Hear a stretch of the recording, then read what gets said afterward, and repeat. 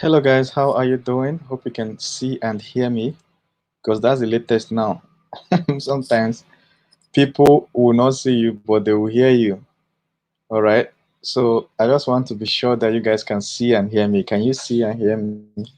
Drop it in the comments. There's gist developing, matters arising, based on TB Joshua's death. Now there is fire coming from his village people, literally.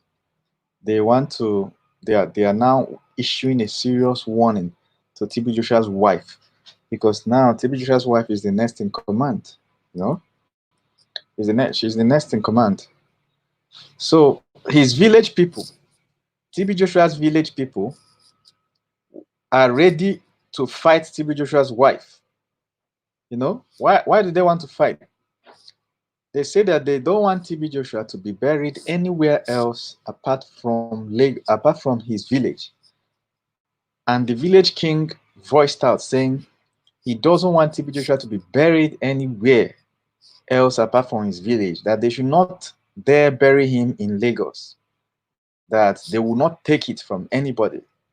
But he also said that he has not been able to speak to TB Joshua's wife. Don't worry, I'll play you the video. Said he has not been able to speak to TB Joshua's wife.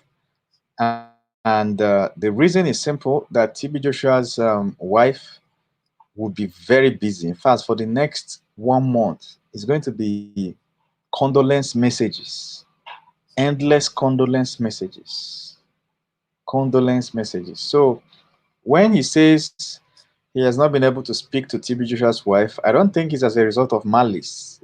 I think it's because the woman is most definitely busy, and they know it's not just busy though. She's mourning, so that's not a time she wants to pick all the calls in the world. You know, and TB Joshua is an international man. TB Joshua is all over the world. So I can understand all the types of messages that will be flowing in from presidents, from politicians, from, all his church members all over the world, fans, you get, so I can understand that. So let me show you, all right? Let me show you the video where the king was issuing a stern warning saying that they wouldn't take anything with respect to burying TB Joshua elsewhere. In fact, his king is also collecting the TB Joshua's king in his village set up a table to be collecting condolence message. You know, so it looks like um, it's also very hot there. Look at the table in TB Joshua's village. This is in the palace of the king of TB Joshua's village. Okay, so I'm trying to get the audio. TB Joshua. He's a lovely man, and he's here for everybody. Yes, we are going to miss it so much since 1 o'clock a.m. yesterday till now. I've not slept.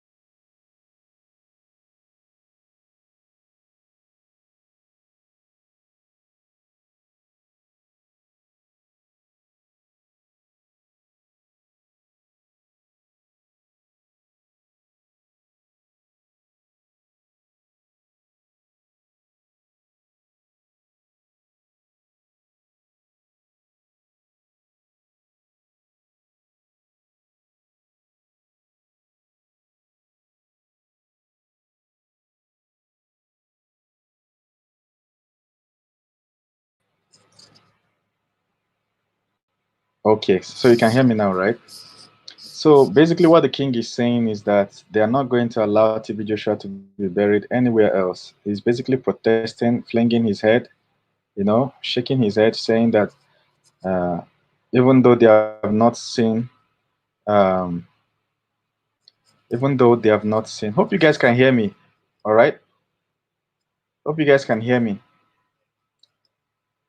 So they're saying even though they have not seen TB Joshua, TB Joshua's wife, that they are ready to make sure that um, he's buried in his village, not in Lagos, by all means. Can you guys hear me? Okay, good. So what happened was that the king himself in TB Joshua's village set up a table and started collecting condolence messages. You get what I'm saying? And not just that, he's making a very strong demand. TB Joshua must be buried at his village. He said he has not spoken with the wife, but they're not going to take anybody trying to bury TB Joshua in Lagos. That is not going to work. And they complain that the wife of TB Joshua is not from their village. Now, me personally, I don't know where TB Joshua's wife is from. You understand? I wish I knew, because it's gonna it's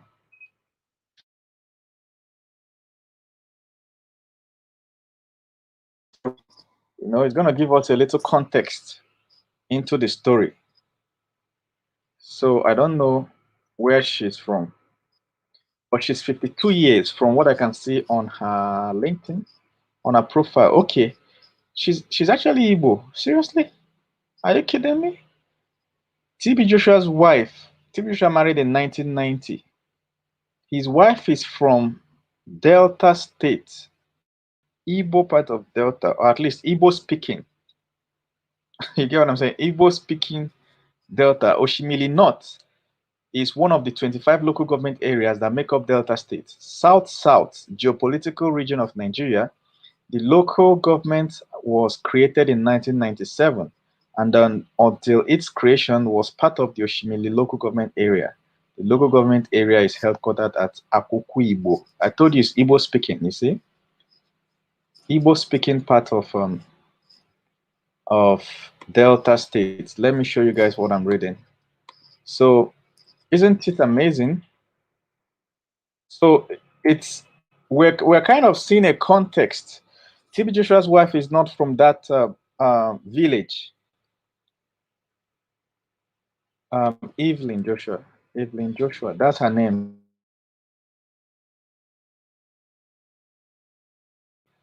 Now, what you'll find interesting is how TB Joshua met her. So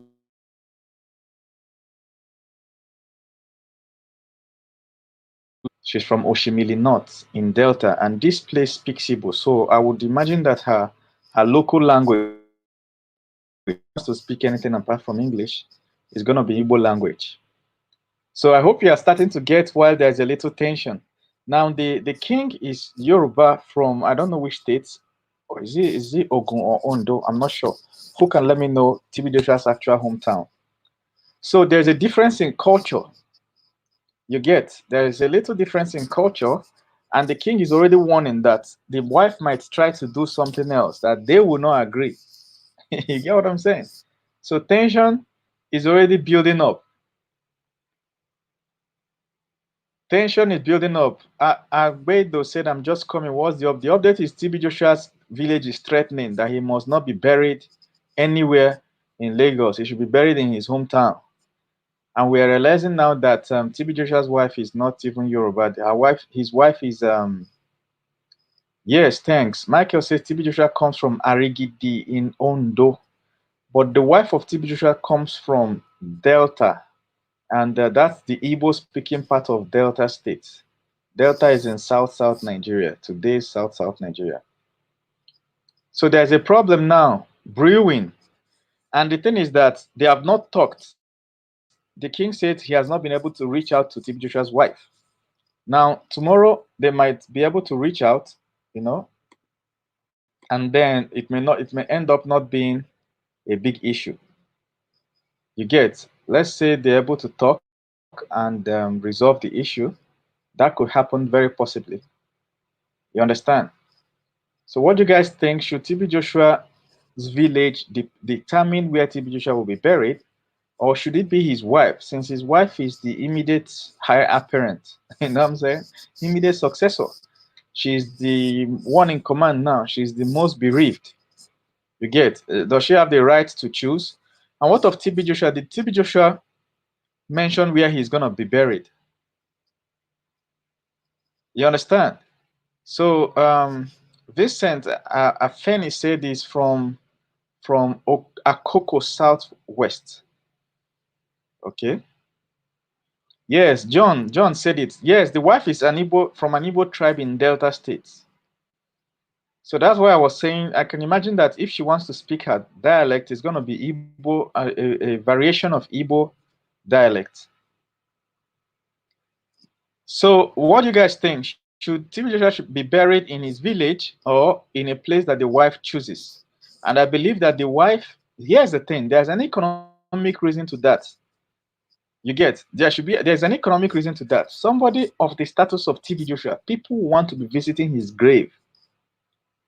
Do you know that yesterday when TB Joshua was announced dead, yesterday was Sunday, people came to church not knowing he was already dead. So his church members came and they didn't know that he died during the night. So when they arrived, they heard that they saw that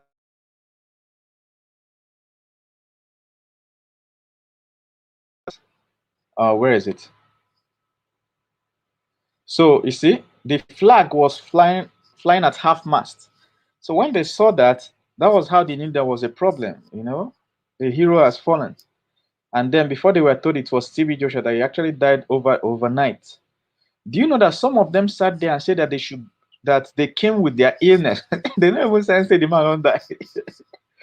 They not say the man don't die. Their own is so that they will be healed. They say they came with their illness. They should bring the man's corpse. They want to touch it with faith. You understand the level the thing is now. So imagine now that people know where he's buried. Just think say people sabi where TB Joshua grave is. It's gonna be crazy. The amount of pilgrimage that people will be doing to his grave will be so much, and it could generate a lot of revenue. So that's one of the, apart from cultural reason, which I understand. That's one of the reasons that the king is insisting. You know, there's cultural background. I don't know what the culture is in their town. You know, maybe it's a culture that no matter where any man dies, you bring him back. There is that culture. But also on the side, you can also start seeing the economic importance. Yes, you see, King of all Queens is saying it that the man should be buried in his hometown. You see, some cultures have it that once a man dies, you must bury him in his hometown. You know, there are cultures like that. So I can understand. I can understand when when the king is insisting, maybe it's a tradition they don't want to break. But you need to know that anywhere TB Joshua is buried will automatically become a tourist destination. What are you telling me? You get? If today, do you know that people go today to Israel for pilgrimage just to see where Jesus was born, see where he's buried? Do you know how much Israel makes from that per year? Israel no believe in Jesus. There was never a time when Israelites believe in Jesus. Till today that I'm talking to you, the Israelites that are Christians is just 1.9%, less than 2%. Which means if you bring 100 Israelis, not only 2 be Christian. In fact, there are more Muslim Israelis than Christian. There are about 16% of Israelis are Muslim, about 16. Then they have about 53 that are atheists. They don't believe in anything. Whether God, man, they don't believe. They just believe that this world ends here. So they have to take the whole world now. You know, when they die, they die. So anywhere he's buried is going to bring a big economic benefit to those people or that area. You get what I'm saying? So that one day, stand by.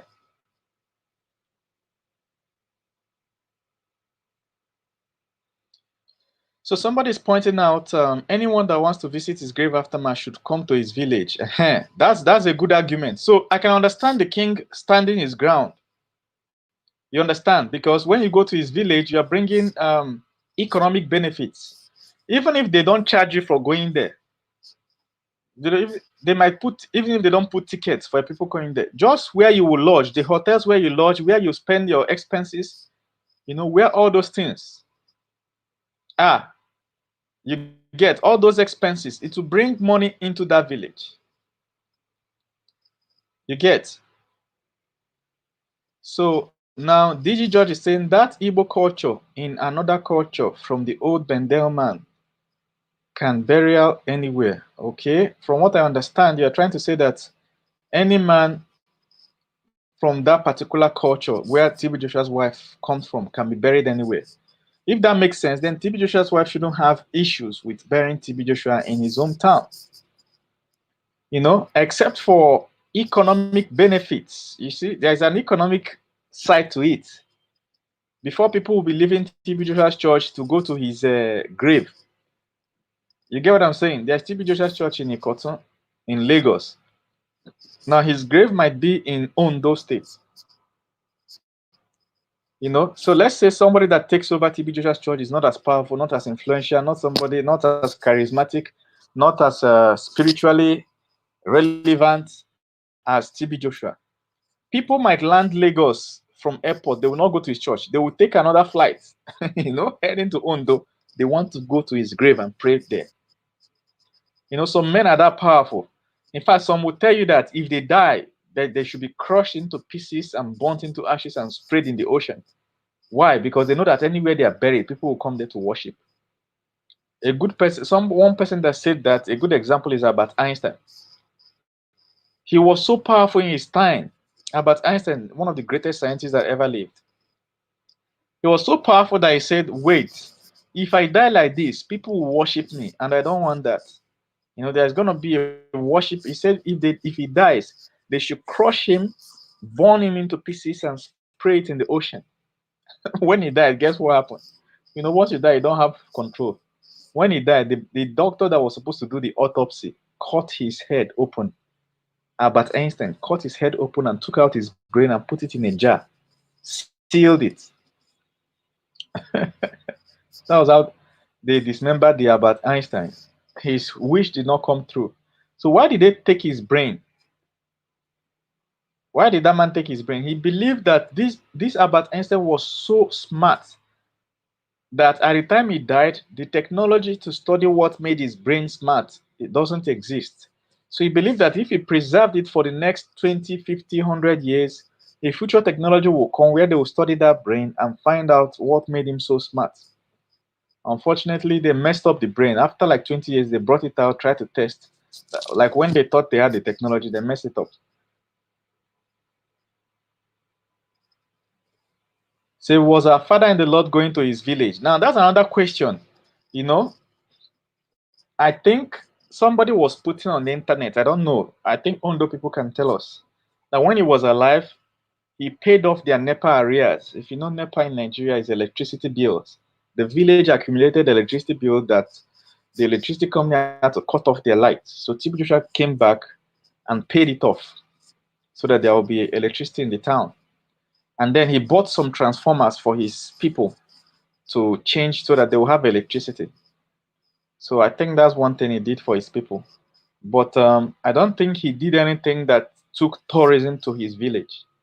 He was basically a Lagos man. From when he was young, he was basically a Lagos man.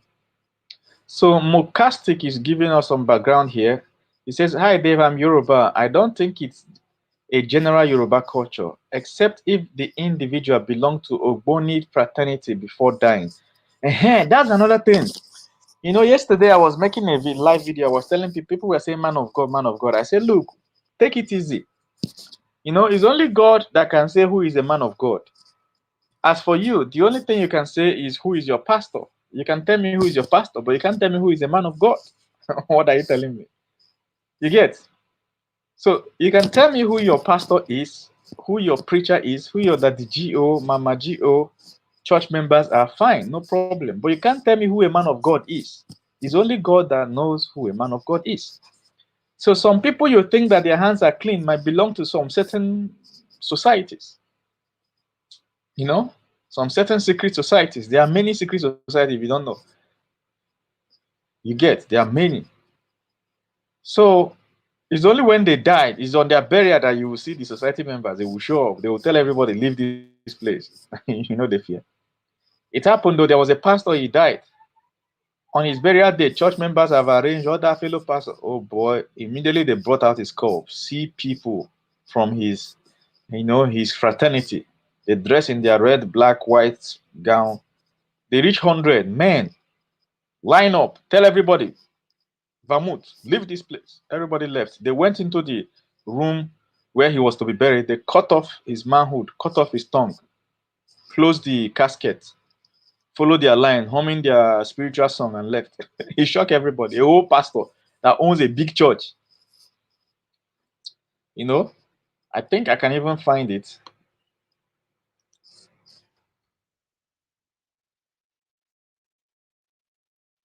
Let me try and find it in Nigeria. I think it happened some 5 years ago. I wish I can find it. So, but I know it happened. It happened.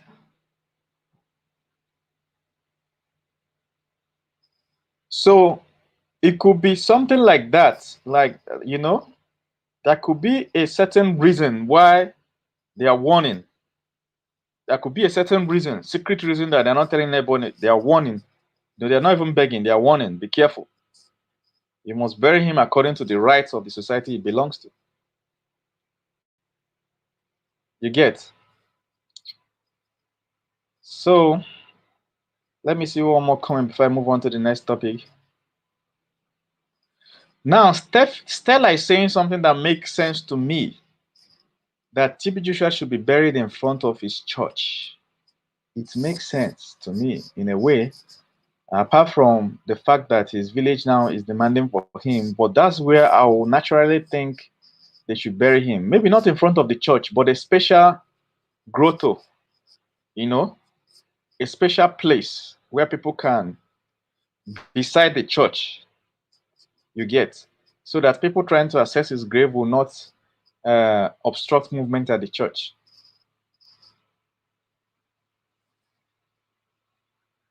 Yes, Michael Oscar is making a very important point. Since he has brought economic boost to Lagos State while he was alive, let his village people have his death. Exactly, I support that too. If he was so important when he was alive, he helped Lagos, not just Lagos, Nigeria. That's why Buhari has tweeted, though. Buhari recognized. Buhari has tweeted, even though now they banned Twitter. Buhari has Instagram. He has Instagram on TB Joshua's death, his condolence message. Because TB Joshua is the biggest pastor in Nigeria. Here is the reason. They said, according to our tourism statistics, that 60% of foreigners that come to Nigeria are actually going to TB Joshua's church. Others are coming for, the 40% are coming for different purposes, but 60% are going to his church. Can you imagine that? Can you imagine that?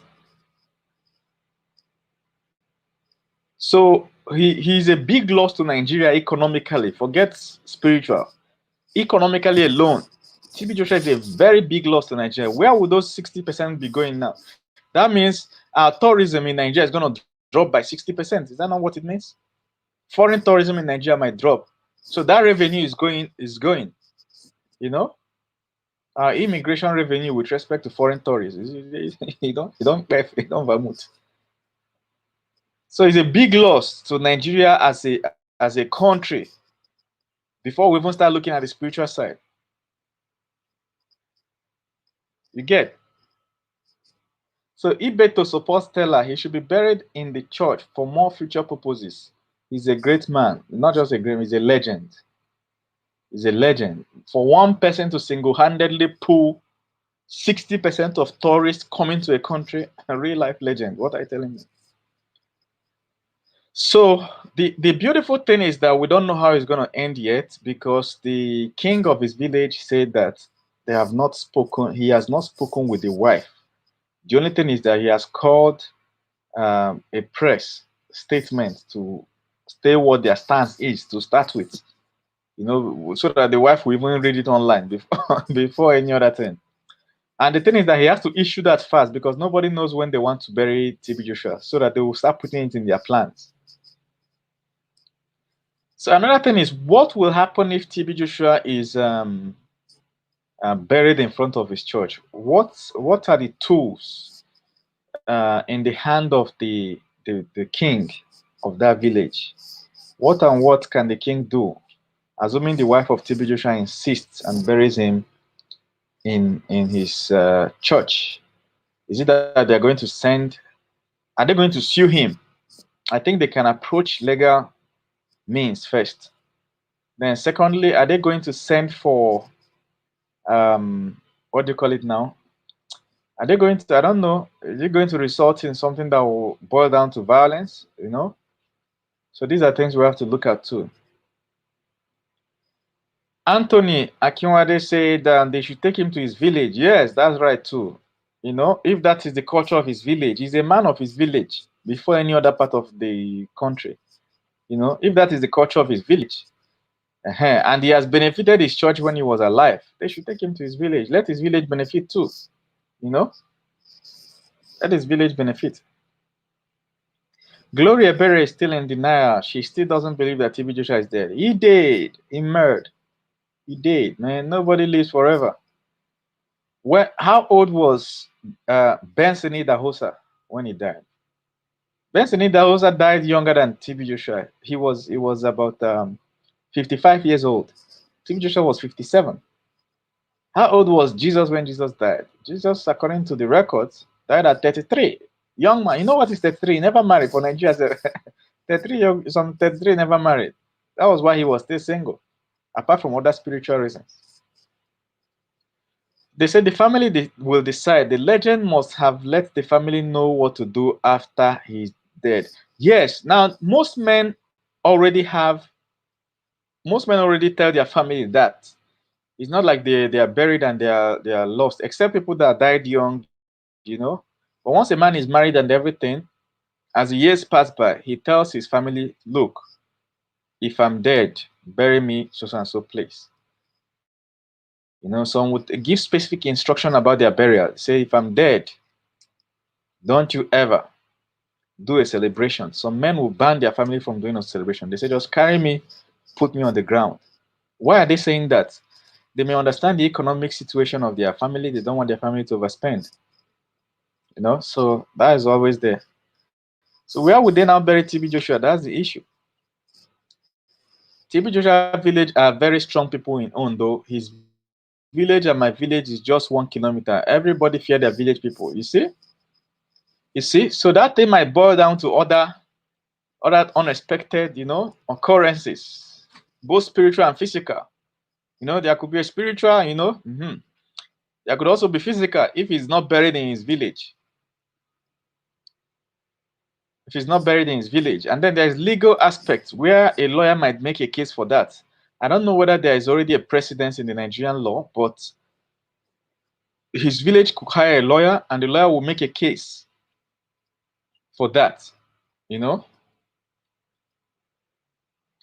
Now, the question is, does he have a son? I don't think so. Now, that's where another problem is. Let's check. I don't think so. TB Joshua. I don't think so. I think he has like 2 daughters, but I don't think he has a son. He has 2 daughters, and his daughter married in December, but he did not attend. That's another issue. You see, they did not list any of his child on Wikipedia.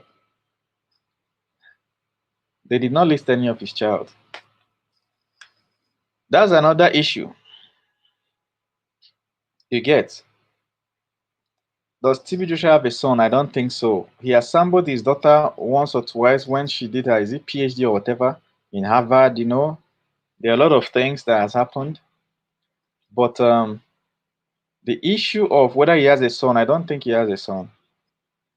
Now, but you know, this is Africa. Oh. In Africa, you don't know how many children a man has until the day of his burial, the day they want to put him on the ground. In that event, that's when you know how many children he has. It go shock you. It go shock you. This Jerry Rawlings of Ghana, the day they were burying him, was it last year? The, one woman came from nowhere and said that she's the daughter of Jerry Rawlings. And when you look at the woman and look at the man that died, you know that it's true.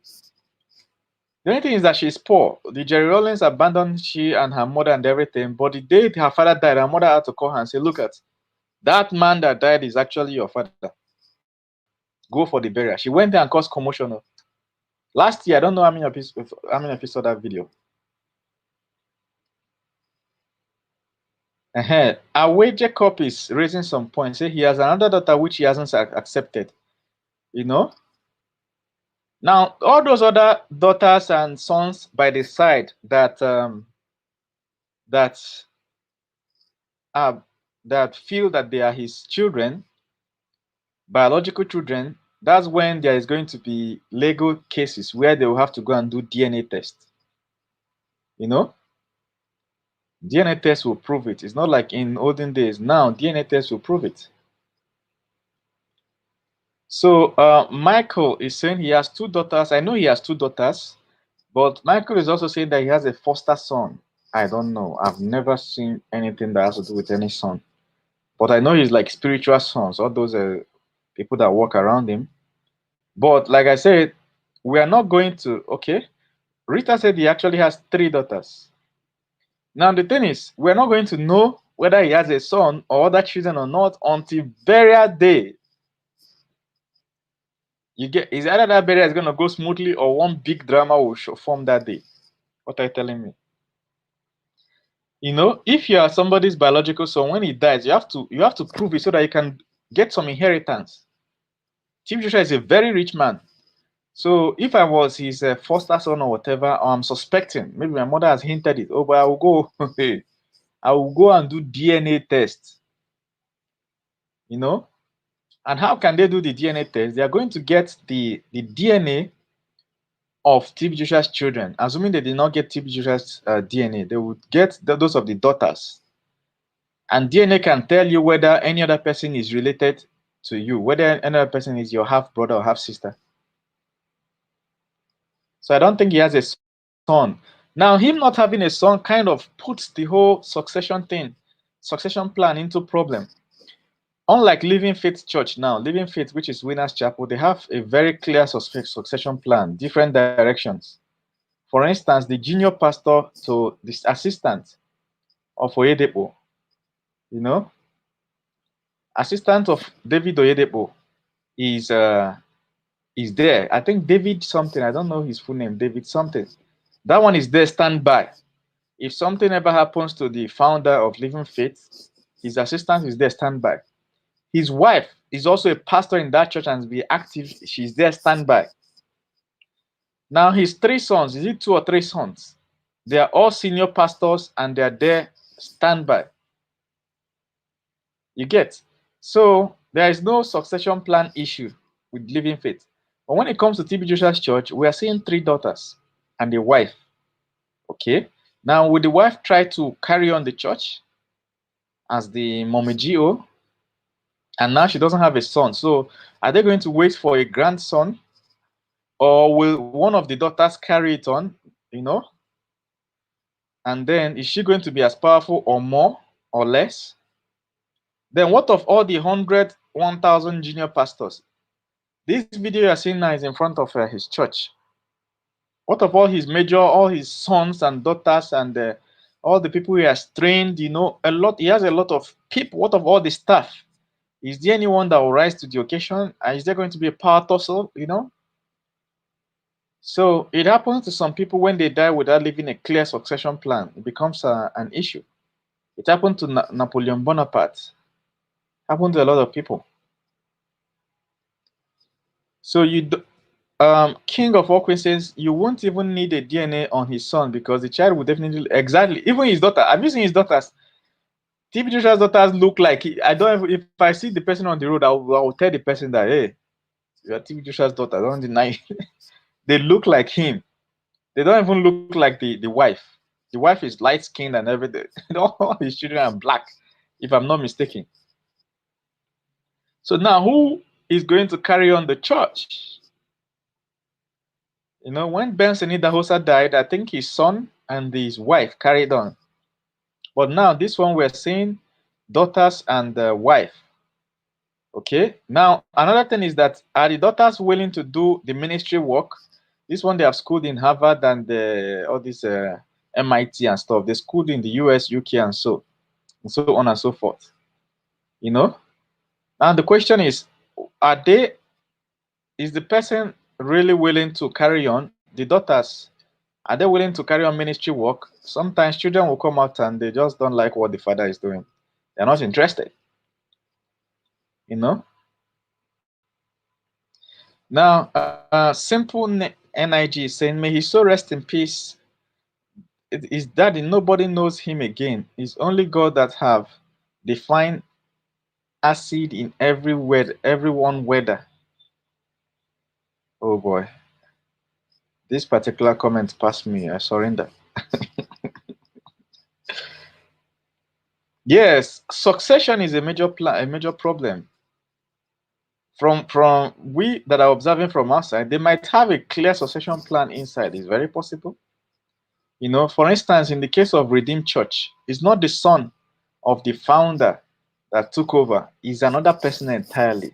And it turned out that that person is actually a much better manager. This Pastor Deboye, he was not the original founder. But when he took over, he made the church Nigerian, national, and global. There's a Redeemed Church in every city in the world, except maybe where they're throwing bombs. You get what I'm saying? Almost every city in the world has Redeemed Church. That's what Pastor Deboye made Redeemed Church. So now nobody knows who is going to take over this. If they hand it over to a capable hand, that person will make this church global. Because the way this church is looking like they have only one branch in the whole Africa. You know, that kind of church where is more like a super big one-man business. That's the way the church is.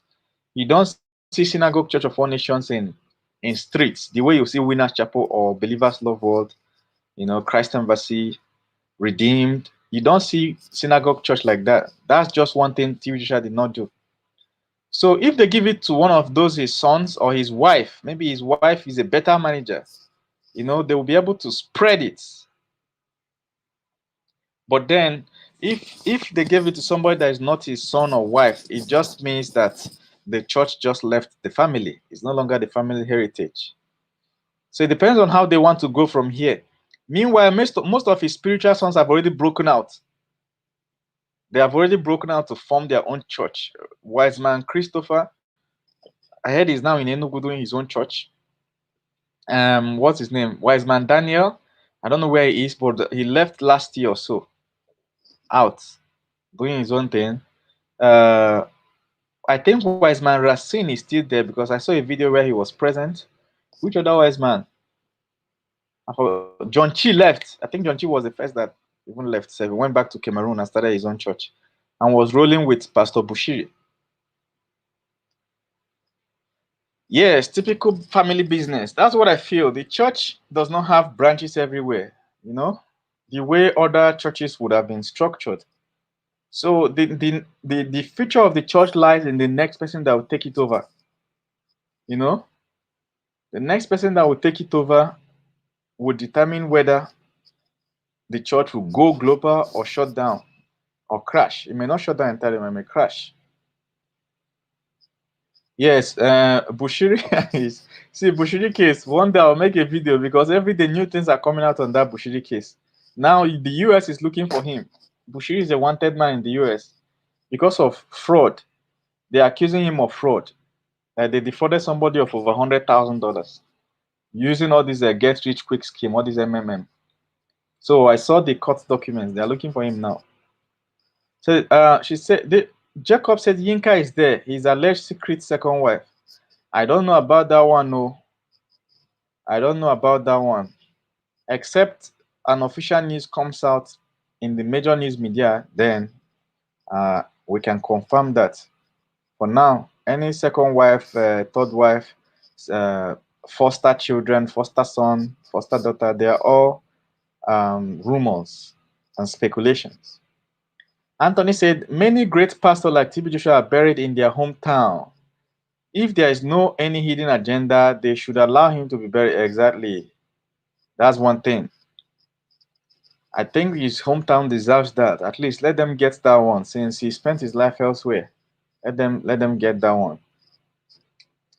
Christian Christopher said, God has its ways of doing things. The ministry cannot die.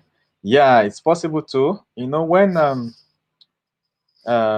it happened to Benson Idahosa, the ministry did not die, it just took a different dimension altogether. And Benson's own was that he already built a university. Yeah, Wiseman Harry. Yes, Wiseman Harry left too. John Chi was the first, I believe. And in John Chi's case, I think there was a dispute between him and TB Joshua, but they tried to cover it up, you know. And there was a time TB Joshua was live on his church. He had to call John Chi live and they would talk live just to cover it. That was when I knew there was a major problem. And who knows what that problem is, you know? Things will start coming out now that things have happened, you know? Victoria said, hello, sir. Can you help me for my YouTube channel? Yes, just go to chat me up on WhatsApp. Chat me up on WhatsApp, so I'll send you the link.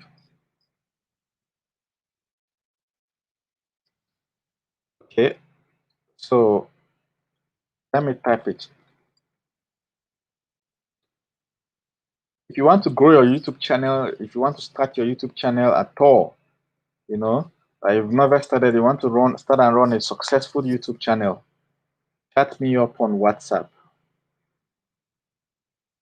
Okay, just say hi on WhatsApp. When I'm done with the broadcast, I'll reply you. So that's it. That's me on WhatsApp. Just copy the link there. Not link now, but the number. Write it down. Save it. Say hi on WhatsApp. When I'm done with the broadcast, I will reply you. For some people, I might be able to reply them while I'm still on the broadcast. Okay, so let me know how it's doing. Now, this is a very important question. Does he have siblings? I don't know. Let's see what's on his Wikipedia page. TB Joshua, Temitope Balogun. According to Joshua's official biography, unusual circumstances surround his birth. He said that he spent 15 months in his mother's womb and narrowly avoided death after a quarry explosion near his house sent rocks through his roof, and just 7 days after his birth. It is also alleged that Joshua's birth was prophesied 100 years prior. Joshua, then known as Balogun Francis, attended St. Stephen's Anglican Primary School in Arigidi, Akoko, Nigeria. Now, there's nothing here about his siblings. Now, the thing is, this is the first time I'm hearing that his name is Francis. You know, I've always known that his birth name is Fatai. Fatai. So me seeing Francis here shocked me. And in fact, there's no mention of Fatai. I see. There's no people from his place. They call him Fatai. They don't even call him Joshua TB Joshua. So this one shocked me. It shocked me. Okay.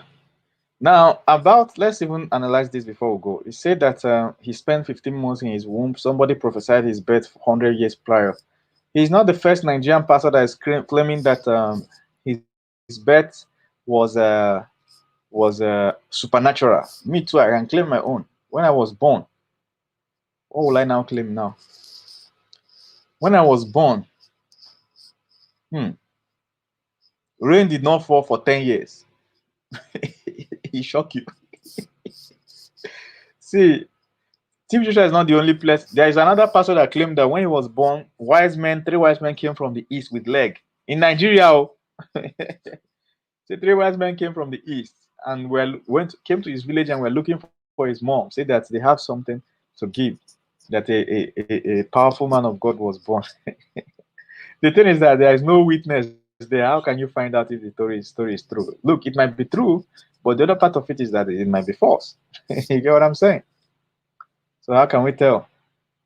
My own, the one I put on my biography is that there was no rain, and there was a voice in the cloud saying that this Dave partner is going to open a big new YouTube channel someday. It's anointed, anointed for YouTube, and it's going to enable so many people open successful YouTube channels. Shock you? Are you experiencing shock? It choke? Does it affect? Does it restrict your breathing airway? Okay, Ezra Houston said, how come the top Nigerian pastors aren't really saying anything about Joshua? Don't they like him? That brings me to another point.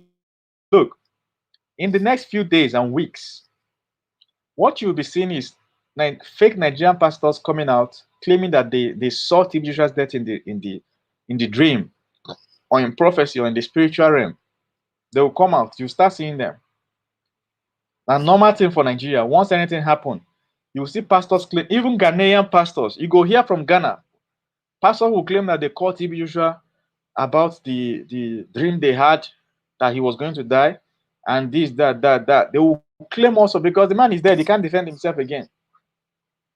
Nigerian pastors do it to president. African president dies, they will cook up story that they met the president and the president this, that, on a format.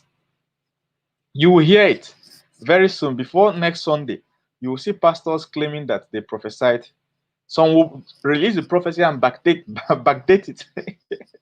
There's only one man on record that predicted TB Joshua's death. The only thing he didn't predict was the date, but he released it last week. His name is Kael. Let me check. Go and watch the prophecy. It's so dead accurate that you'll be like, wow. Let me check it. Kael on YouTube. I've forgotten his full name. Prophet Kael. Oh, I've forgotten the name of how to spell it. And if I've forgotten how to spell it, that means I may not be able to find it. Kael, yes. Look at it now. Prophet Kael. He was so accurate. And the reason I knew that he published it before TB Joshua's death was, look at his name, Savior TV. 1 week ago. See, is this not 1 week ago? TB Joshua died 2 days ago. This video was released 1 week ago. If you watch it, it is so accurate that it predicted how it will happen. He said that he saw TB Joshua praying for people and something happened. You know, he mentioned TB Joshua's name. It was so dead accurate. It's almost as if he prophesied it after. So dead accurate. Like, I've not seen a prophecy that is this accurate. And this is the first time I'm seeing this guy. But from his accent, I can tell that he's Nigerian. So in the coming days, I'll dig more into his other prophecies and bring it to you. But go to Savior TV. That's the name of the Savior TV. Look at the title. If you type it on YouTube, just scribble it down after this broadcast. Savior Kael shocking prophecy to TB Joshua. Look at 1 week ago, as you can see. They published it before Kael. So accurate to the point he mentioned TB Joshua's name. So it's either of two things, that he's a very rare type of human being, or that the prediction is very rare, or that TB Joshua had actually been sick, maybe collapsed before self. It's possible, you know, before people finally, by sometimes building up to that point, you've seen signs. This person collapsed the other day, collapsed again. You can now make a prediction that this guy is at the point of death. It's possible. But outside that, it was so dead accurate. Go and check it. Savior Kael, Savior TV. That's the name of the channel on YouTube. I can imagine what people will be writing in the comments. Let me even check. Let me check what people are writing in the comments. At the same time, I don't want to play the video. You see, 180,000 views. Let's see what people write in the comments. It will be interesting. Okay, see. Oh, geez, did I come back?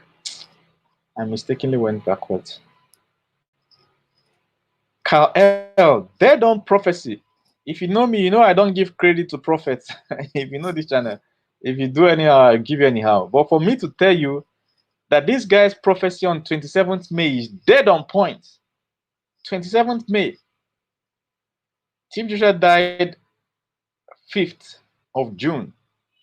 He was 1 week early. What are you telling me? Kudos. Is either he knew, had insider information that TB Joshua collapsed, was ill, rushed to hospital, treated, and recovered. Then he made that prophecy. Or it's actually a prophecy and he got it right. Either of those two. What are you telling me? You see, people are saying this is true man of God. Let the will of God be done. Okay, pure revelation. TB Joshua may so rest in peace. Now, somebody watched it last week and said I couldn't understand this last week. Now I do. Deep prophecy. If you watch it now that TB Joshua is dead, it's so dead accurate to the point that he got how TB Joshua was going to collapse. Crazy. He mentioned how he was going to collapse. Savior Carl L. Go and check it. That's the channel on YouTube. Let me put it up well. Savior TV. I hope you can see it. Savior TV. That's the only man that made prophecy about TB Joshua's passing.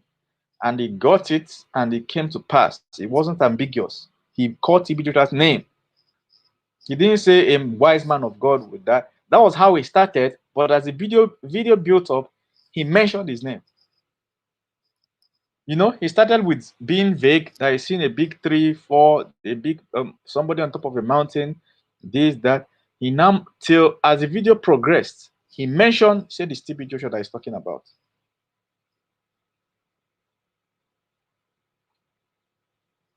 So somebody is giving us another hint. Said, go to Facebook profile of false prophet. He gave it on the 10th of May. That is even better because for him to give it a month ago, you know. So apparently there's a Facebook group called False Prophets. There's a Facebook group to that. So you guys can check it out. So this is what I'm talking about. It's easy to prophesy of someone's death when one knows they have a serious sickness. See, when Yaradua was ill, do you know how many people accurately prophesied his death? Because they already heard that he was ill. Once you hear that somebody is ill, forget it. It's easy. You can postulate. You know? Same thing with Buhari. There was a time Buhari traveled and spent 100 days abroad in a hospital and all in London. So many pastors prophesied that he's going to die. That Nigerian what do you call it? Nigerian vice president will become the president. They were using all these prophetic words. Kolewek, the man is still there. Is it not Jubril? I mean, Jubril is still there. It don't work. You get it? Did not work. So what are you telling me? You get? So I can understand that if TB Joshua had collapsed earlier, which we can, the news might eventually come out. Let's say he collapsed a week or two, a month or two, building to that. Anybody that sees that can now make a prophecy and say he's gonna die. Yeah, it's easy. But if he was perfectly healthy and this was a perfectly, what do you call it, one-time occurrence, then that guy is really, really good. That prophecy was dead on point. Somebody says, what about his wise man Paul? I think he had a problem with him. TB Joshua had a problem with many of his wise men. Now, the latest wise men now are not the first. There are batches that have come in the past. I've seen very old videos where you had batches. They have left him. If you go to YouTube and type a TB Joshua imposter or whatever, there's a woman called Bisola, one light-skinned woman. She was a worker in his church. You know, Bisola. Go and Google Bisola TB Joshua and watch. Watch. That woman even wrote a book about him, because that woman has been warning the world, telling everyone that he's actually a false prophet, that she worked in the church. She exposed a lot of things. I don't know whether they are true or false, but she exposed a lot of things. You know, she exposed a lot of people that worked in the church before going to start their own church, and a lot. You know? Oh, a prophet has already said it. Joshua Gila said he has seen it as well. See, Joshua Gila said his own, what do you call it? Yesterday, after it was already announced that he's dead. What are you telling me? Yeah, we have already heard that somebody is dead. Prophet is now coming to say that he saw it. How can we believe you? The only way we are going to believe is if you said it before and you are not ambiguous. It's easy for anybody to come out. Like me now, I can come out and say a great man of God will die this year. Before the end of the year, someone of God must die. Or I see a great politician, or I see that in Aso Rock. How do they put it? Like, there are certain phrases that Nigerian prophets like to use. I see that in Aso, a big shake up in Aso Rock. I see a balloon. I see a plane crash. That's vague. If you see a plane crash, tell us the day is going to happen, or tell us the plane, what do they call it, the airline, or call the airline and tell them, record it, so that if it happens, you can tell us that you saw it and you call the airline and they did not take notes. That's how I respect you. But if you are vague, I know that you're a scammer. Once you put some vague, you're a scammer. Get out. So somebody said, Mimpi said that woman is a pure liar. She wrote a full book. She wrote a full book on what she went through in TB Joshua's church and how TB Joshua's church is wrong and stuff. So my point is that this current crop of wise men that left, they are not the first. There have been others in the past that have gone out, started their own church since, forgotten about TB Joshua self.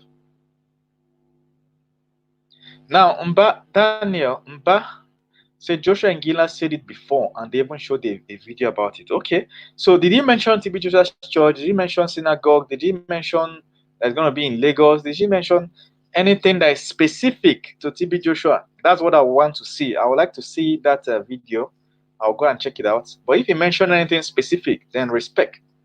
But if he doesn't, get around my side. Anybody can claim that. I hope you get my logic. Because in this Nigeria, scammers plenty. Scammers pass people within a scam. Mimi P said the woman was working with Sunday Adelaja to write a book that the woman called Bisola was abused. Okay. I didn't hear about that, but I know Sunday Adelaja. I know him. DSA. I know DSA. So, somebody's asking, how do you know that Mimi Peace? Probably you have to research now. For me, now that I've noted what Mimi Peace said, I will go and do some research. I'll do some research. But the most one I want to research is that Joshua Nginla's prophecy. I want to see the first one he said and know whether he was specific or is one of those vague prophecy anybody can use statistics to give. There's somebody here, you have stomach ache, and you're talking to 15,000 people. Exactly. Personally, I like to hold prophets in high standard. If you call me a prophet, I expect you to say things. So imagine Bishop Zamani is saying, I expected TB Joshua to have seen and told his member he is going. There's a video where he talked about death generally. He never said that he himself generally is going to die. In fact, the video he released last week about his 58th birthday shows that he didn't know that anything was happening. You know, the video, he was just talking about his birthday, telling people that the security situation does not call for people coming for his birthday, and they should do it at home. He didn't hint anything that he has any issue. And you know, pastors will never tell you that they are sick. They don't want to agree. Yeah, prophets, they'll tell you they went to ministration. You don't know that this guy traveled abroad for medical treatment. They will not tell you. They will not agree. You know, in fact, any pastor that ever says that he went to hospital, I respect that pastor because he's being honest. No pastor in Nigeria. Abroad, yes. In Nigeria, no pastor will ever agree that he went to hospital. No pastor. They will have doctors, they will have family doctors that treat them and everything. But once they climb the pulpit, they will tell congregation to either drink holy water for sickness. They will sell it. How can somebody be sick and you are selling water to the person? Why are you selling it? You know, and you're not just selling it, you are causing the person's death, because the person will now think that water is healing them and they will not take the necessary medical steps they're supposed to take. You know, you're selling anointing water to the person, anointed water, morning water, this, that. And this person is sick. Tell the person, go to hospital and get yourself treated. You know, but they are selling all those things to them. Some churches is anointing oil they will send to you. Anointing oil that if you go outside, that olive oil, you buy it for 500 naira. But if you come into your church, 10,000 naira. They will tell you to anoint it on your head that you'll be well. That's how you stop taking your tablets. Boom, the person is dead. Many people have died like that. They went, prophets told them that they are good, that they should buy a church apron.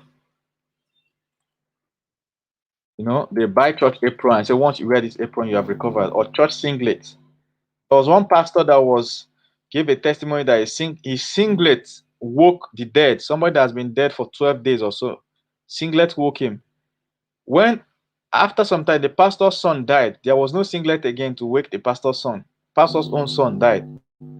But he was telling people that his singlet, church singlet, wakes people. And people will be buying singlets.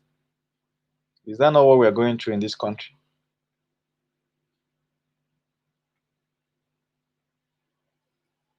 Oh, geez. Somebody says, I've been waiting for your video for more than 4 years. Wow. See, I've been putting videos online though. Maybe YouTube just made sure that you will not see my video. That is an issue I've been trying to resolve with them. So make sure that you're subscribed to this channel and notification is turned on. Cross-check that notification is turned on. If it's turned on, unsubscribe, resubscribe again. Okay? Let's say you're not getting my videos. Unsubscribe, resubscribe again, and turn on notifications. But if you're getting my notification, you're good. Okay? So let's see. What's the name of the woman that wrote the book? Bisola.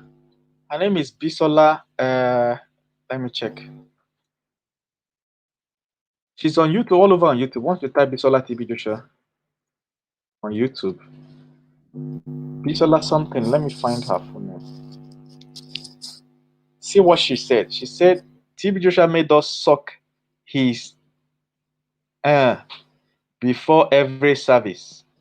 That's the kind of interview she's giving. She said she was a church member, and there are videos of her when she was a church member. So if you go to YouTube, you will see things about her. Bisola Johnson, yes, that's the name. Her name is Evangelist Bisola Johnson. So I hope I've answered your question. I hope I've answered your question. So here, Benson Idahosa died at the age of 55, I believe. Let's say heart attack. Most likely Benson Idahosa. That one, he dropped dead suddenly too. In Nigeria, once, look at it, he died on 1998, born in 1938. You see, 55, 1938, that's 1998. Oh, really? That's 60. Then he actually died old. If he actually died at 60, look at it, he was born 1938 and died 1998. He died old under Nigerian standards. If you manage to reach 60 as a man in Nigeria, you try. You try well. So he died at 60. He did well. What are you telling me? Idahosa did well. Nigeria, look at it now. Look at this is why I'm telling you that. Look at this. Average lifespan in Nigeria. Life expectancy of Nigeria in 2020 is 54 years. Okay, the life expectancy of Nigeria in 2019 is 54. 54 years. If you pass 54 years in this country, you're a legend, you're a hero. Let me show you another thing. 54, right? Average lifespan in Canada. Look at this. 82 years. So just by moving from Nigeria to Canada, you are adding almost 30 years, close to 30 years to your life. So when you see people trying to migrate, don't discourage them. They might just be hustling to live longer. This one shocks somebody. What if you go to the US? Of lifespan of blacks in the US. When it comes to US, you have to know that you have to Google for your own. Okay, blacks is 76. It's still better. It's still better than Nigeria. See, blacks. What if you go to which other country? UK. I know that's where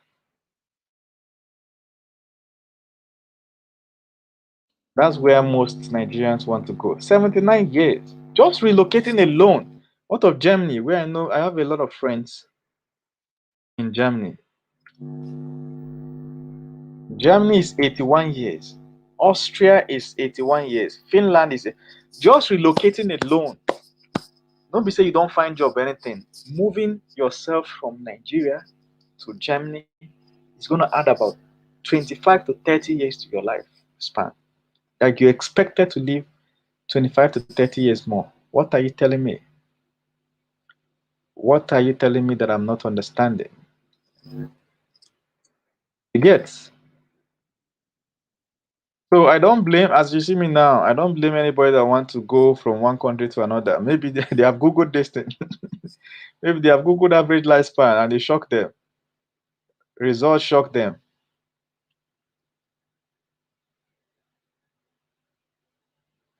Yeah, Evangelist Bisola Johnson Hepzibah, that's the name. In case you guys are looking for the name of the woman that wrote a book about TB Joshua. Okay? Now, some people don't like her, of course, say that woman is evil.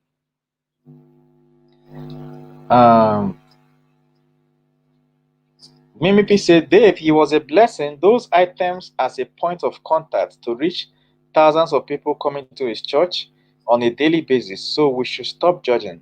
Okay? Good point. Hey, my guy, Church Reality Check. Long time, long time. How are you doing? How are you doing?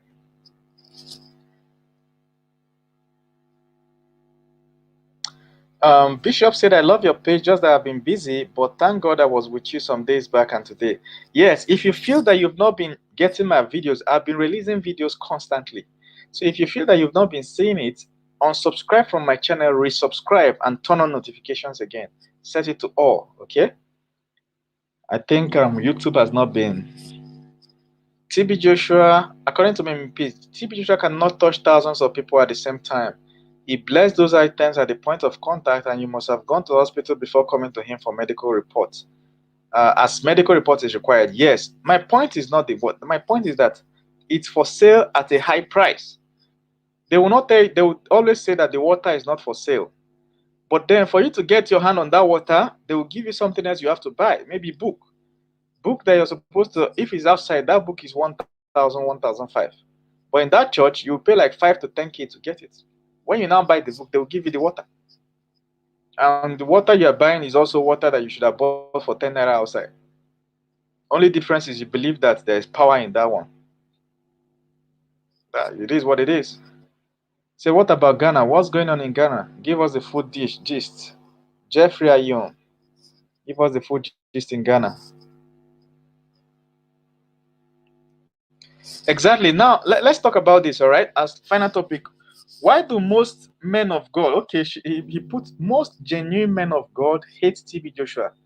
He was rejected by CAN and PFN. Now, here is what you have to understand. TB Joshua is not the regular pastor on the street for you. He's not the regular Nigerian pastor. Most of these top Nigerian pastors you see today grew under somebody called Benson Idahosa. Either they grew with him. Benson Idahosa did a lot of Pentecostal revival in Nigeria. This brand of Christianity we are practicing in Nigeria now, with respect to Pentecostalism, one of the major persons that made it go viral is Benson Idahosa. There are other fathers of Pentecostalism, right? But Benson Idahosa in particular. You know, this issue of sow seed to provoke the Lord, pay tithes, and miracles, and all those things. So that's why all these pastors sound alike. Go and listen. 99% of pastors, apart from TB Joshua, which other pastor? Pastor Sam Adeyemi, you know, is different. Pastor of House on the Rock, what's his name? Paul Adefarasin, he sounds different. 99% of other Nigerian pastors, they sound the same. When they are preaching, the way they speak their tongue is the same. To show you that is either their mentors grew from one person or they themselves directly. So when TB Joshua came out, he was doing things differently. He had issues with PFN. I think there's a video where he outlined what the issues was and stuff, and he just told them, carry your wahala and be going. That is not a member of CAN again. That was how he dissociated. That's why today that I'm speaking to you, at least to the best of my knowledge, somebody as big as TB Joshua died, CAN has not made a statement. CAN, Christian Association of Nigeria, as a body, a whole big pastor like TB Joshua died, they have not made a statement. Are they beefing after the man don't die? Release statements. Commiserate with the family. What are you telling me? He's dead. Are you still beefing him in death? Release statements. Send your envoys to his family. You know what I'm saying? Whatever you have to do is a Christian. It's called Christian Association of Nigeria. Once you're Christian, you're supposed to belong to that association by default. You don't have to register in a certain book. Out of PFN, Pentecostal Fellowship of Nigeria, I don't think those ones have released another statement too. So TB Joshua is like that. He thinks differently. They were asking him, who is your mentor? That you must have him. You must be ordained. You know, you must be ordained. You call yourself prophet. There must be somebody that ordained you, a bishop, a prophet, this. He say he doesn't need any ordained. He was ordained from the womb, like Apostle Paul. He doesn't need any special ordination. You know, he paid them. So that's it for you.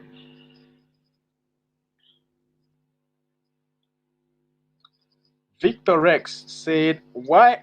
Okay, he said there are so many ways to describe TB Joshua, but calling him a man of God isn't one of them. Yeah, you see that. You see what I'm saying? Some people believe like he's one man of God sent by God, and this. Some people believe that he's really not a man of God at all. So which side are you on? Which side are you on? Bishop Zamani says there can never be a mentee without a mentor. Jesus was mentored by God, and he also came and mentored the apostles. I find it difficult to believe TB Joshua's claim that he had no mentor. Let me tell you one thing, right? There is Bible there. Anybody can read Bible and start anything they want. You can preach the Bible after reading it. Holy Spirit ministers to you directly.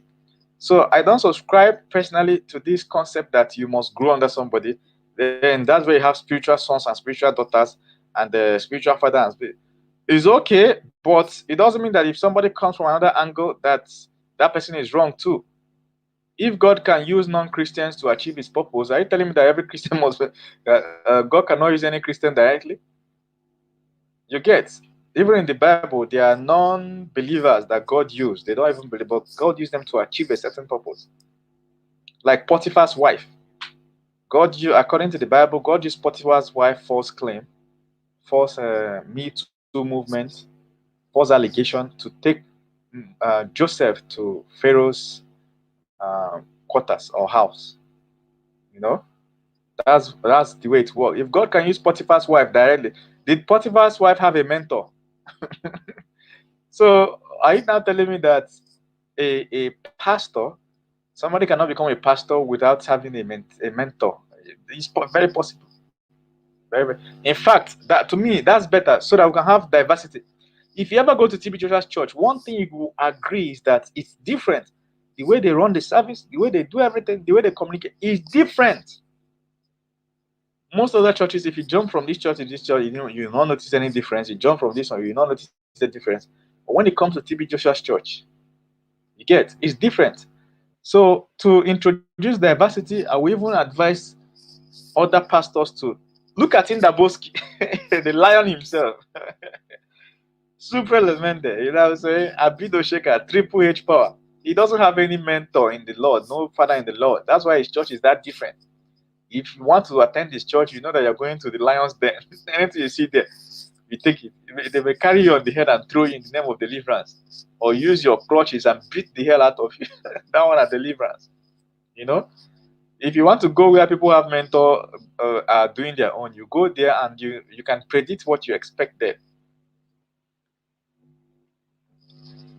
So Bishop said, when was TB Joshua commissioned to the ministry, and who commissioned him? Where and when? I think I just answered it. You don't need commissioning. Once Holy Spirit don't commission you, you are good to go. Okay. For some people, they need mentorship. Okay. You go and grow under another pastor. It's perfectly fine. Our mentor is the Holy Spirit, not man. TB Joshua does not need any mentor. Yeah, I support that. Not just TB Joshua, anybody. You don't need any mentor, commission, anointing, or this, because that's how they cage you. Once somebody anoints you and this, that, the person will start controlling you. You can't grow more than the person. You must do things the way the person is doing. You can't criticize the person. You know, tomorrow the person will come out and say, I'm your mentor and this. So they have, both sides have advantage and disadvantage.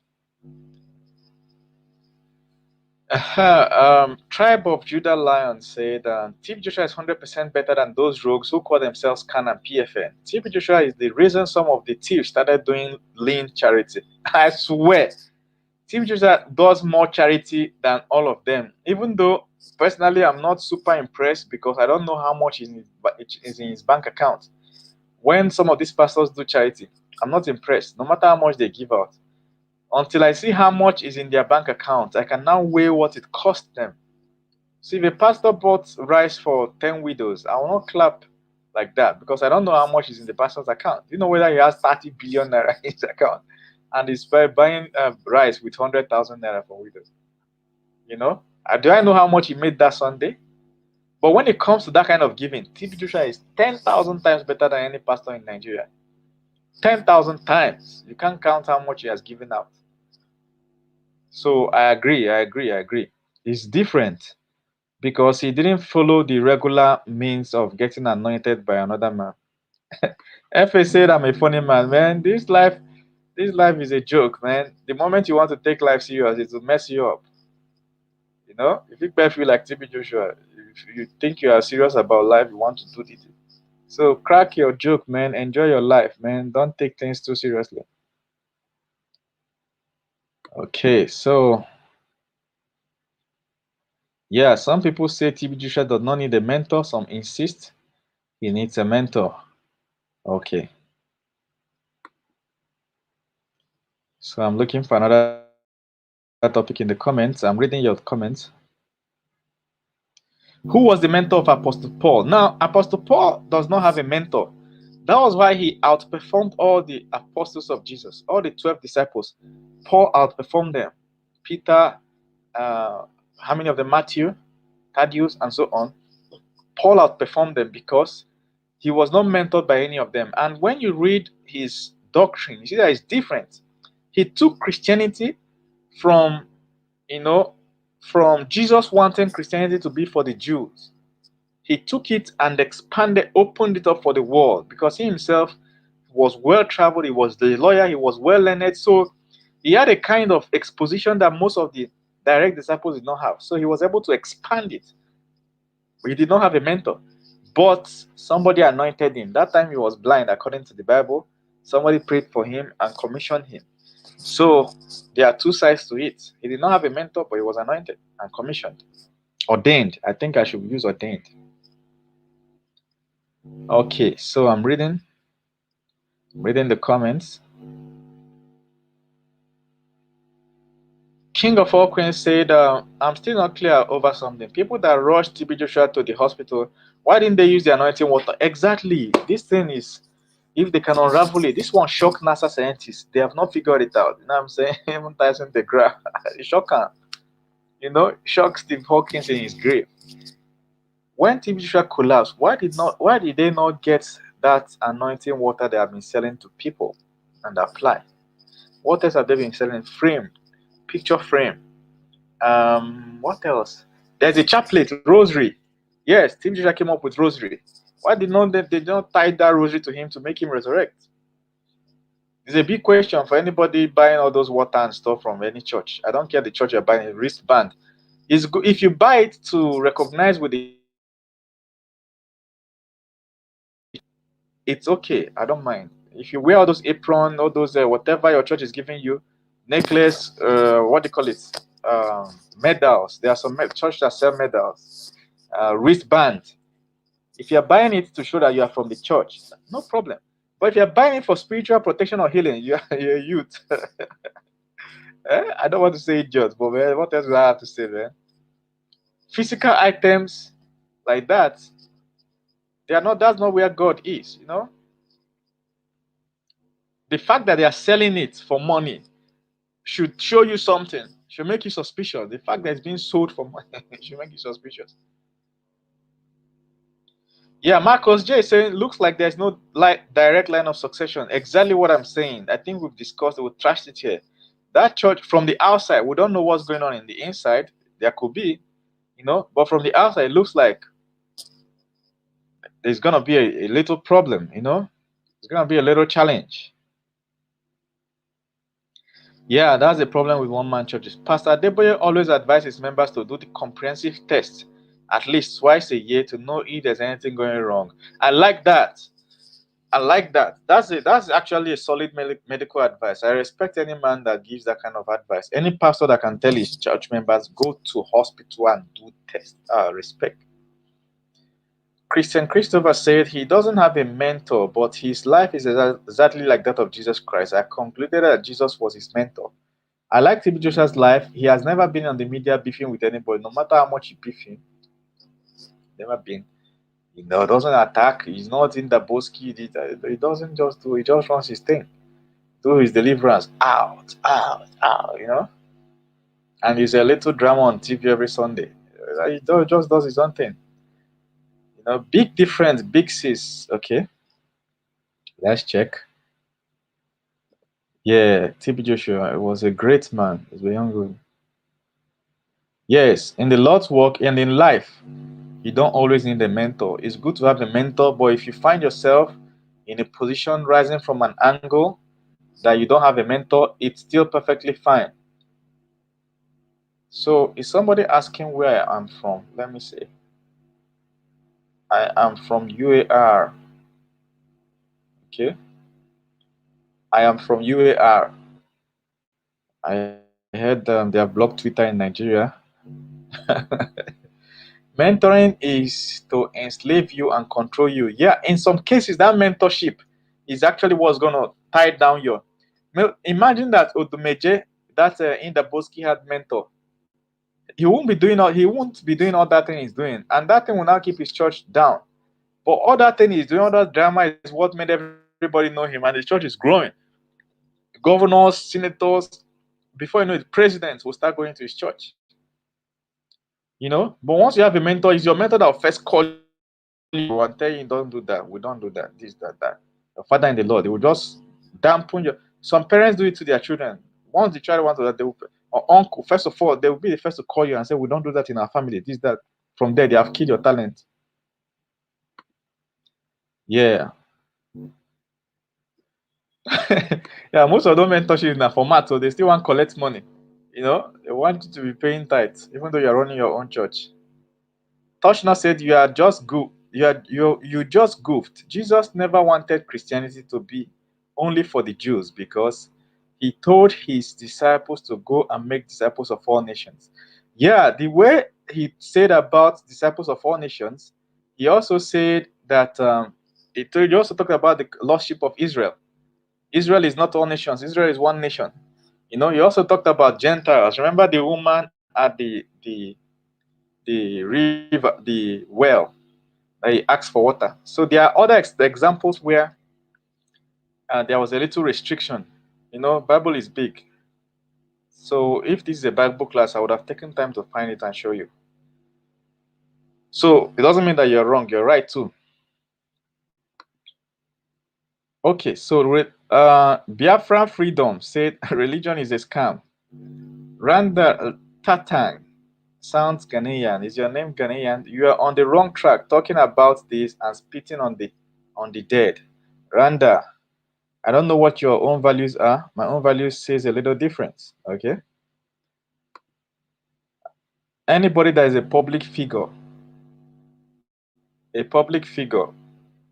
all right, you can say discuss anything about a public figure. If somebody doesn't want people to discuss about them, they should not make themselves a public figure. Don't put yourself out there if you don't want your issue to be discussed. The moment you make yourself a public figure, it means people will continue to analyze your life and judge and this and that. That's what comes with it. You know? TB Joshua. If TB Joshua is really a true man of God, even if he is gone, the church will stand. Yeah, I think the church standing is more of management, not whether you're anointed or not. To me, it's more of a management. If it's managed properly, if an incredibly good manager gets in there, he'll be able to expand it. One of the reasons I think that church stayed more of a one-man business is because of the too much miracles that happen. There's no church in Nigeria, in the world, that you enter in one Sunday. The amount of miracles TB Joshua does in one Sunday service. Some churches, it will take them 10 years to be able to do that. Do you know how many people he prays for one Sunday service? So I think if he has created other branches, it's difficult for his junior pastors to replicate that amount of work rate. Let me say, I've been to TB Joshua's church on several occasions. The church is highly organized with excess crowd that need to be highly managed. Exactly. You don't go to other churches and see that kind of. It's different there. Most of these churches are businesses and for profit. No pastor can give back to the community the way they receive from their members. Exactly. That's why when pastors give out, I'm not freaked out because you don't know how much they got from their members for that Sunday alone. It's only when you put that in perspective, how many pastors have actually done a lot for their community? Very few. The other day I was analyzing, how many pastors have built a school and made it free? To me, the only pastor I know is OPM. He built a school, made it free. Vocational centers made it free. Go back to your village, build these things, make it free. Knowing that your members are contributing money every Sunday, you can handle the fees. Hospital, put down a hospital. Okay, make it free for anybody that proves that is your member, whatever, I don't know. But there are few pastors that have put that kind of thing in place. That kind of giving. Acts 10, Saul was arrested by God and was directed to meet Ananias, who opened his eyes and filled him with the Holy Spirit in verse 11. This is commissioning. Who said he was not commissioned? Yeah, Saul was commissioned, but he was not mentored. There was no mentor on him. That was why he disagreed with Peter based on eating meat. And he thought that he was right. If they had banned meat, many people would not have been Christian because it's restrictive. It would have been restrictive. In Christianity, you eat as you want. Your Christianity is in your heart, is in your essence, it's in your soul. So even if you're not a public figure, they will still talk about you. They talk about Jesus all the time. Jesus was a public figure. It shock you. Jesus was a public figure worldwide. Savior has said, true man of God. Yeah. Paul was commissioned, yes, I believe. OPM is word apart from every other Pentecostal. That man, Apostle, is it Chinyere?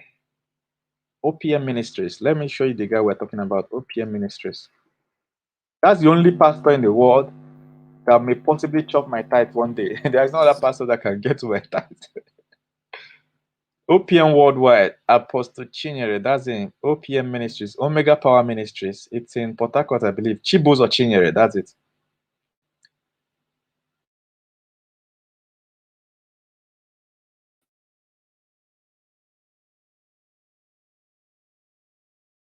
Tomorrow he build another school, make it free. Hospital, free. This one, free. This one, free. He will go to prison and provide lawyers. Let them rescue people that are trapped in custody. When these people come out, he will give them accommodation, build accommodation for these people free. Then put them in vocational training free, employ them free. Man, the amount of work this man is putting in terms of giving. There's no pastor in the world. Respect. I don't know the day I'll meet him, but if I meet him, that's the first thing I'll tell him. Boss, I respect you. I don't even care about your message. What are you going to preach to me that no other pastor has preached? And I doubt but what you do is what I respect you for. Respect to that man. OPM Ministries. If there's a gun to my head that I must pay tithe, that's the only church I'll pay tithe to. I'll be happy that I pay the tithe. I like his model, I like the way he gives. Les Mas says the worst thing that ever happened to Africa is religion. If you're like me and you've studied history and looked at how the world developed and everything, and you look back at Africa, you will see that what Les Mas said is true. Religion caged us. We blacks, people that are black like us, we occupy over 50 countries. We run over 50 countries. Can I tell you one? Can I shock you? There's no country in the world that blacks are majority that is successful. There's no black majority country in the world that is successful. Once blacks approach 51%, that country is going down. Corruption, disease, starvation, fights, tribal fights. People are hating in Nigeria now. People are hating each other. You don't see US. Look at US. You don't see US hating Scottish people at this. This one, Irish people at this. They don't hate. But in Africa, hate. Yoruba people hate Igbo people hate Yoruba. Edo hate Igbo. You hate Yoruba. South hate Southeast. South this and West this and Northeast and hate North Central. Hausa hate Fulani. Fulani hate Hausa. Hate Igbo. Hate Tiv. It's crazy. How can we grow like that? Then you now introduce religion in the middle of all this. Hey, once you introduce religion, if you look at the Nigerian type of Christianity, let me tell you the truth. Can I shock you? Nigerian type of Christianity is a large motivational message telling people not to fight for their rights, not to work too hard, not to stay on things until they succeed. It's just giving people hope. Don't worry, things are going to be fine. God is in control. That's the general message that Christianity is preaching. Then Pentecostalism in Nigeria now added, don't worry, things are going to be fine. God is in control. You just have to pay 10% of your income. If you can just pay us money, God will take over, multiply your finances. There is no people that you preach this kind of message to that will succeed. Yes, you can find 1 or 2% that is made successful, but if you multiply by 10, 15, 500,000 people that hear it every Sunday, they are going to dumb down. Their ability to try hard as a people and succeed will disappear. Every Sunday you're hearing the same thing. Don't worry, God is in control. We commit everything in the hands of the Lord. Don't worry, God is He will put you under His wings. There are so many thousands of quotes like that. They all say the same thing. Don't worry, don't try hard. Hey, it's okay. Just calm down. It shock you. No scientific invention today that the world is using. No technology. Let me not say science. Technology. Technology is the application of science. No world technology that came from Africa in modern times. In the old ancient times, yes. Modern times. Shock you. Why? People will not try hard enough. Why won't people try hard enough? Something is telling them every Sunday, don't worry. Don't worry. Or the one that is reading our shortcut message, God will bless you. Shortcut, unmerited favor. Unmerited favor, protocol breaker. Now wait, I don't remember. Protocol breaker. You are calling God protocol breaker, and you're wondering how politicians are breaking protocol to chop your money. Is it not the same mentality? Everybody is a thief. But people are just waiting to get into a position of stealing. People that are going to church are happy calling God protocol breaker, and they will be surprised when somebody still embezzles funds that are meant for them. Or when somebody uses man no man to displace them and get something they're supposed to get, and you're calling God protocol breaker. Why are they calling God? They expect that if it is done for them, then it's fine. If protocol is broken for them, it's fine. Imagine this message getting into the minds of millions of people every Sunday. After some time, what do you think will be the general behavior of that people? Is either we scrap it entirely or we take another approach as how we look. How do Americans approach their Christianity? What are we doing wrong? Is this Christianity we're practicing? Are you sure it's the same Christianity that UK is practicing that put them in power? The British Empire has been around for hundreds of years and they're still waxing stronger. Are they not the one that brought Christianity to us? Is this thing we are preaching in our churches that they are preaching there? If we want to be powerful like them, we have to see what they are preaching in their churches. Same thing with America and all these powerful nations. Our own is like the more we are preaching it, the more we're corruption. Corruption want to kill us in this country. Only corruption want to kill us in this country. With all the prayer and fasting and the corruption alone wants to finish us. You know? So I strongly believe that 50 to 90% of problem we have is coming from our system of belief, our belief system. Something is wrong somewhere. You know, you cannot see it in an individual, but when you look at us as a society, as a group, you start seeing what I'm talking about. Yeah. If you put your life in the public, you expect the public to discuss about you. Like those people that will go and drag their spouses online. You have quarrel with your wife or husband. You video the person when you're quarreling and put it online. Next week, you're coming to say that you have depression. People are attacking you. What were you expecting when you're putting it there? The moment you put any issue about your life, it's no longer private. It's now public issue. Anybody can come out and discuss it and express their opinion on it. You get? If you don't want people to discuss it, don't put it online. You understand? So I'm reading comments.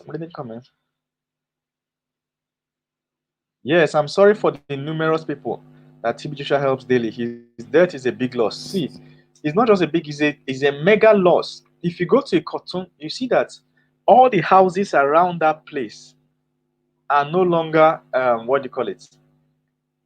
They no longer do any other business. Those houses, they rent out those houses for people going to TB Joshua's church to pray. So if you have 2-bedroom flats close to the church, let's say 1 kilometer from the church, what they normally do is out of that 2-bedroom flat, you move your things into one, leave the other one empty, put bed and everything inside that one. Every day, people are coming from outside the country to TB Joshua's church. You rent it out to each of them. Imagine making that money every day. 5,000 naira, 10,000 naira per room, 2,000, 3,000 per room. Every day of the month, you're not doing anything. You're just giving out your room. Now that he's gone, that place will descend into poverty now. You know, everybody has to hustle. Okay, yeah, maybe in another video I can check men of God that mostly attack TB Joshua. I know some offhand, but I'll check. See Adagon, hey, what's up? Long time. Said I disagree. There's a different form of hate in the US, but I also understand the point you're trying to make. Yeah, I understand. There's a racism in the US, hate against other races in the US, and that's serious. The hate in the US is serious. Well done, Dave, for saying the truth. May God Almighty continue to bless you and empower you physically and spiritually. Amen. Only Caritas of the Catholic Church that rivals TB Joshua in giving aid to people. Yeah, I don't know the full extent of aid given by Caritas, but I believe that they are doing great. I'm going to end this video now. I hope you guys enjoyed it, and see you as we go. If you're looking for a way to build a successful YouTube channel, you need to chat me up on WhatsApp. Okay, I'm putting my WhatsApp number on the screen. If you chat me up on WhatsApp, you ask for the YouTube course. I'll give you a link to my YouTube course. Okay, so ask for the YouTube course. My link is on the screen. My number is on the screen. Chat me up on WhatsApp. So I'll send you a link. Abraham said, Dave, TB Joshua's death is a loss to Nigeria. Yes, I agree. Huge loss. Can you imagine the foreign direct investment? That one is gone. Almost 60% of our foreign direct investment is wiped out. The man brings, You know, who remembers 2 years ago when I was making a video, I was saying that if TB Joshua alone can pull 60%, why don't Nigerian government approach these pastors? You get, and tell them to mimic whatever TB Joshua is doing.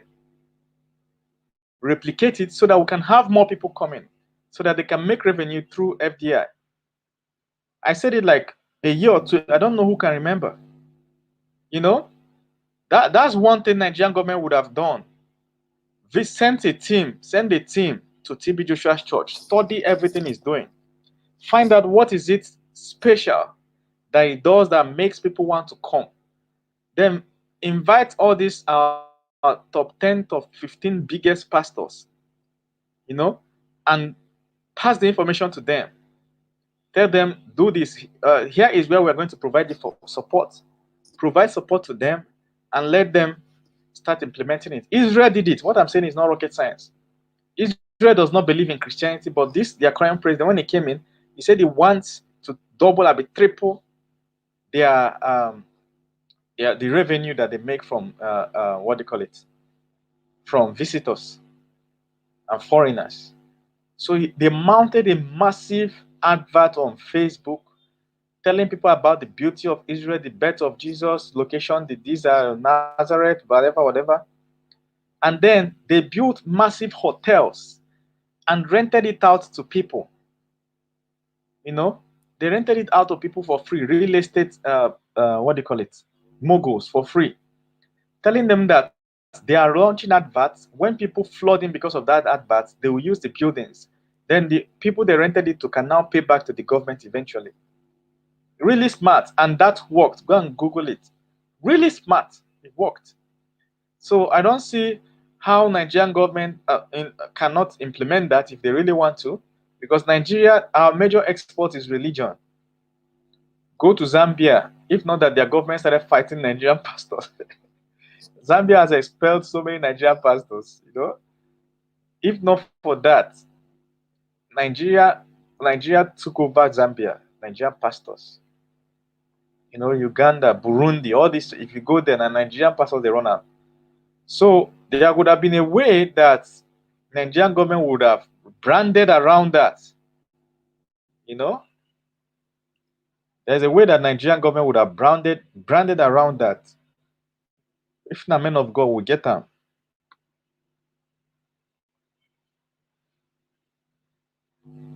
Okay. Thanks a lot, Samani. I'll be closing this show very soon. Princess, how you doing? Princess, chat me up on WhatsApp. Okay, at the best. Thanks. Let me say how much is my YouTube course. I don't have the amount online, but I have two. One for mobile and laptop. So it depends on where you want to run your YouTube channel. If you want, the one for mobile is way cheaper, and the one for mobile and laptop is, you know, that you're getting into full business. So if you chat me up on WhatsApp, I'll drop the link. You'll see the price there. Oh, really? My number is not complete. Oh, geez.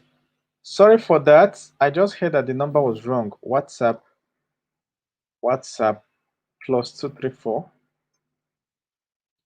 80 3511 7575. So that's my WhatsApp. In case you took the wrong one, please make sure it's corrected now. I'm putting it on the screen. 234. If you're in Nigeria, you don't need to put that +234. You just put 080 3511 7575. Chat me up and I'll send you the link to the YouTube course. Inno tutorial is just coming in. We are already rounding up.